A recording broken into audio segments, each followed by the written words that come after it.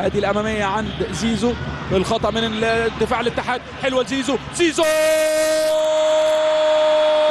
يا ولد اللي يغلط يستقبل، والاتحاد غلط مره واثنين وثلاثه، في الثالثه زيزو يخلصها، الثالثه تبدا اسلام ابو سليمه يغلط الزمالك ما يسجلش، ايضا كان سليفو مورو يغلط الزمالك برضه ما يسجلش، تتلعب الكره الاماميه. اعتقد كريم الديب في اللقطه اللي فاتت ما يشتتش الكوره، وما يشتتش قدام مين؟ قدام زيزو، قدام الهداف، قدام اللي عارف طريقه للمرمى في دوري نايل. بص الكره الاماميه، التشتيت مفيش هنا تشتيت من صفه قا، يغلط التونسي يعاقبه على طول زيزو، حلوه من عمر جابر يعمل الاسيست صفه قا، وكانه بيمهدها لزيزو اللي يلعبها في الزاويه الضيقه على شمال المهدي سليمان.